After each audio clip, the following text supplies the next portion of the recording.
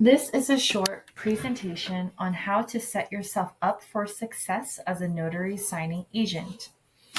This presentation will be split into 3 parts: things to do before the signing, during the signing, and after the signing. These are some of the things that you'll want to do to prepare yourself for the signing.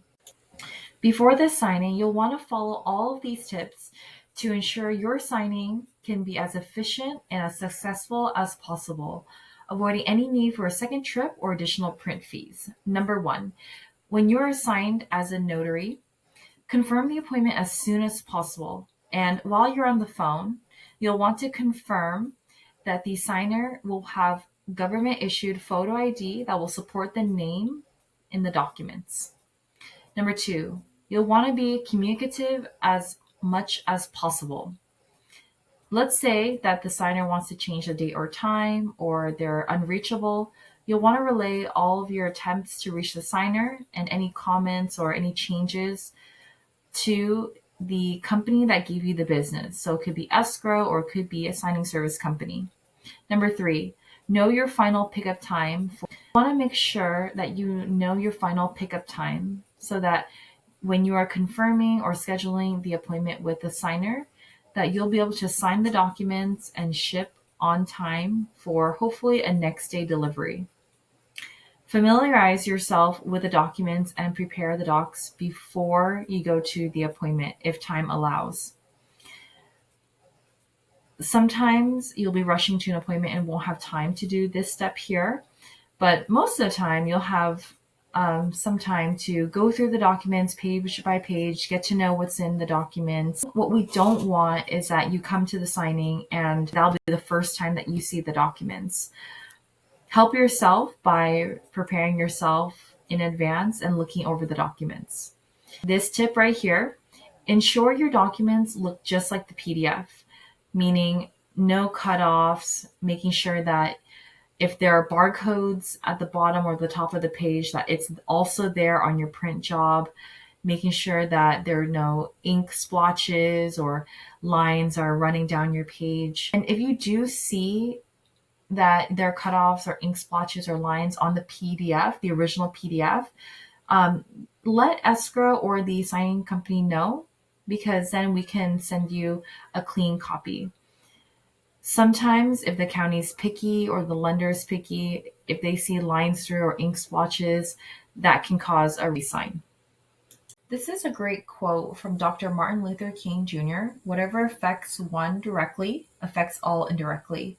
So your job as a notary signing agent is to make sure that you do the signing correctly and also give a great experience for the signer. When you do that, you affect the lives of the signer positively, the real estate agent, the loan officer, escrow agent, signing company. Everyone is positively impacted when you do a great job. Now we're going to go over some tips to help you have a smooth signing. So during the signing, you'll want to keep the documents in the original order. This will help save the escrow officer a ton of time from putting the documents in the correct original order. Secondly, no undersigning or underinitialing. So what that means is if the signature line reads John James Doe Smith, that's your signer's name, then the initials would look like this. So your signer would initial JJDS, even though your signer might not initial like that normally, but to get a mortgage, you'll want to do it like this. And for the signature, John James Doe Smith will want to sign just like this, so matching the signature line.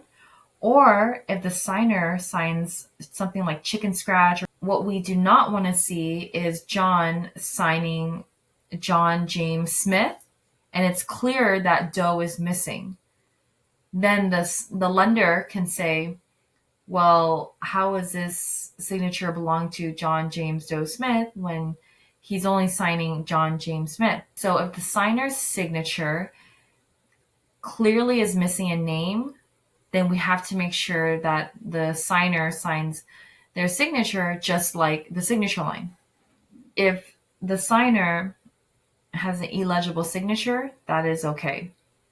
So another way of phrasing is, if the signature is neat, make sure it encapsulates the entire full name per the signature line. If the signer's signature is illegible, like this, like chicken scratch, scribbles, that is also fine. For initials, make sure it looks like JJDS, so matching the signature line. If initials are illegible, that's fine. Number 3, continue to be communicative throughout the entire process with the signing company and or escrow. When in doubt, call your signing company, and if the signing company is not available, call the escrow officer. If the escrow officer is not available either, then you'll want to have the signer call their real estate agent or their loan officer and note down who you spoke with in the order comments, and be as detailed as possible when closing out the order. Next point is, you'll want to watch the signer sign at all times. You'll really want to pay a close eye on them throughout the entire signing to make sure they are signing in the right places and completing the right sections of any and all forms that they need to complete. Specifically for refinances, have your notice of right to cancel calendar printed.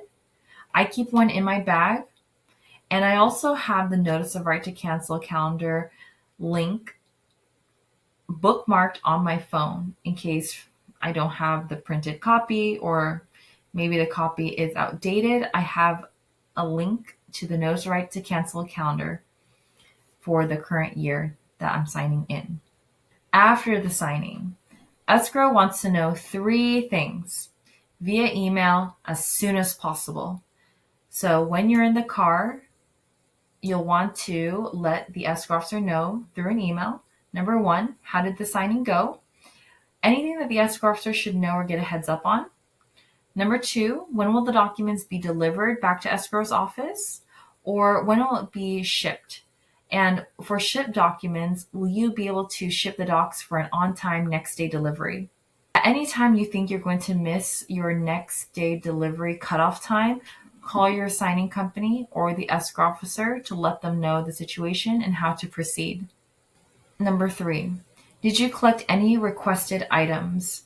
Did escrow ask you to collect a cashier's check? Did the buyers give you a cashier's check?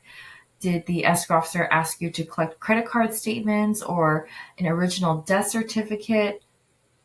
You'll want to double check the order to make sure that you have all the necessary items that escrow requested for, that you include it with the signed documents back to escrow. When you're shipping documents, you'll want to put the documents in a cardboard envelope, so the hard brown envelope. And then after that, you'll want to put the hard cardboard envelope in a poly bag. It's a soft plastic.